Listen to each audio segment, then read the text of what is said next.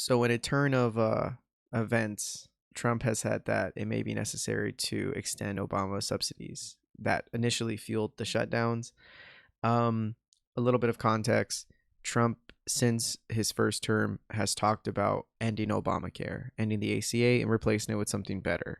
What is that better? We don't know. Even in his second term, he was pushed on this, where he said he has a tentative plan, and we still don't know. Um, in Trump one, it failed to cut the ACA with the famous McCain thumbs down act, right? They failed to shut down, and people have had the ACA since. Granted, there's been push and pull of pro and cons of the ACA. There's also been this: we're going to increase the ACA, we're going to decrease the ACA. There are people like the Republicans, when they are in office, they have sort of gutted it. They've made it less desirable to have the ACA. But when Biden was in office, he did some protections. Those exact ones, I don't recall. I just remember seeing headlines here and there. I do want to take the time to invest and to look into that, but this is not the discussion right now. The discussion is, why is Trump saying this? Because he realizes you just can't cut the ACA and not have a backup. He realizes you need to have something, because that's been the biggest critique, I think, for many. It's like, okay, you think the ACA sucks. Well, what are you going to do? Because you have 20 million, I think, Americans who would just lose their health care if you just did that. Probably even more. And in a recent interview before his Thanksgiving break, I guess, Trump has said, like, it might be necessary. And people like what's his name, Michael Johnson, Johnson, the speaker, said that he doesn't agree with it. So there's some infighting that's going on. There's some pushback, and we don't really fully know. And when asked again about his plan, Trump just wants to pay people directly with a check, like another stimulus, which is obviously pretty crazy. It's going to add a lot to the deficit. Will people pay those directly? I feel like this is like a sort of a band-aid when we can be addressing, healthcare and premium costs from the root. But when you have people like Trump admitting that you can't just cut it, which has been huge. I know to many it's like a no shit, but to Trump to say that, that's showing that he's even bleeding a little when people are telling him, like, don't do that, dude, because it's stupid. It's like when he did the tariffs and he just kept doing it and doing it, and then he's pulling back the tariffs. People were like, no shit. But at the time, he was so adamant, and for him to fail, like, I think he would burn down the country to avoid being admitting failure. And with him actually just quietly doing it, I think it shows that he's still there. It shows that he's still like a dude who's worried about his image, and which is kind of nice. But it is like, why are we doing this? What are we doing, guys? So obviously the government shutdown was prompted by this. The Republicans were not giving a shit about the ACA subsidies, and the Democrats were pushing for that. That's why they were doing the holdout, where we have the power to say you need to care and promise us about allowing a vote uh, that relates to the ACA. Um, the ACA has these subsidies that are going to, if I'm not mistaken, expire, or they have these like enrollment date deadlines that are needed for a million Americans, and we need to vote on them. And the president sees that.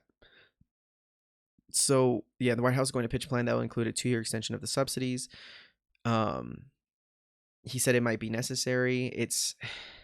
He doesn't want to extend it, so I'm being nice with him, and I'm not trying to put words.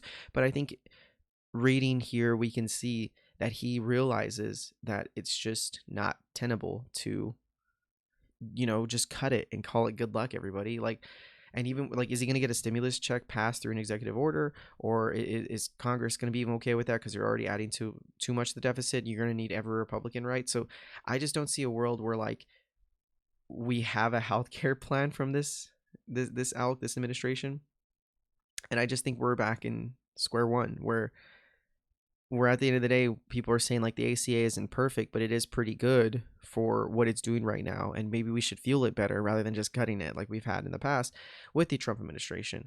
And we saw a lot more success with Biden's push to protect it. A lot of protections that came in the most recent administration came from Biden. So yeah, I just don't mind.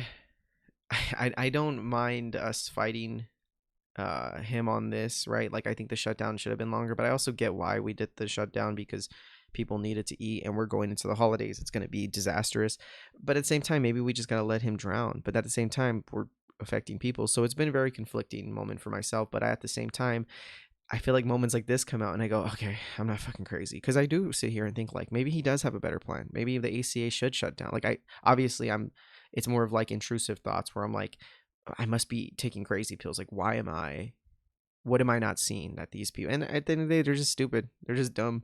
They're not thinking this through. It's pure image for him. He just hated the ACA without any real reason, even though there is reason to hate the ACA. For him, it was just because it was an Obama creation. Granted, it was created by the Heritage Foundation, but like let's be real here. Like it was like a vindictive move, and now that he's realizing that it has cost, I mean, it's sad that we're here, but it is sort of this relief of like, okay, I'm not crazy. My plan of maybe fueling the ACA, extending it, and then having other items rather than just cutting it and saying good luck.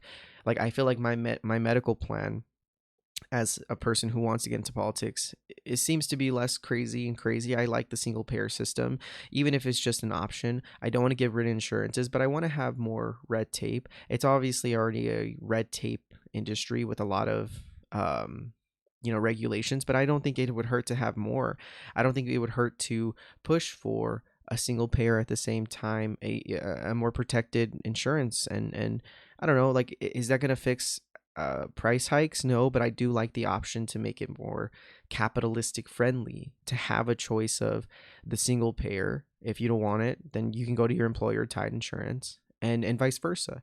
And I also like the thought of adding this sort of protection. I really think the Protection Bureau that was happening with Elizabeth Warren, that has now been defunct with Trump, I really like that push of like protecting consumers. But at the same time, I think being more realistic, like you're not going to get that much red tape more from our current administration. Like they're just never going to believe in that. So I think you meet them halfway. You show them the possibility of, I don't know. I really like to push for the Trump RX thing where or that Marco Rubio, or I'm sorry, Mark Cuban, like push for cheaper meds by like just having a free market, that a tool to help you search the free market. That's what I like. Obviously I'm super lefty. Obviously I'm pretty big on like I would love to have just a single payer. But we live in a world where insurances, and we have to play ball. And I think if we have more red tape and protections for the consumer, you'd have a better system. And also just something not tied to your employer where people can do it. I love the idea of Medicare for all because it seems like such a simple solution. You extend the current system and fuel it. But obviously that comes with a lot of possibility of failure when you have Republicans coming in the next administration to gut it, just like they're doing with the ACA. So it's not a perfect plan, but again, at the same time, I sat up late at night thinking of these plans in my mind, thinking like, this is the step forward. Is it a fix? No, but I think it's a step forward. Meanwhile, these idiots don't have any step forward, and they're just here to cause a ruckus. And then when they cause a ruckus, they go, oh, maybe we shouldn't do that. And then we're back at square one. And then the adults can come into the room and fix it and actually get the ball rolling. So that makes me feel a little bit better. Obviously, it sucks to be in this position, but I guess the silver line is that my plan isn't dog shit like theirs.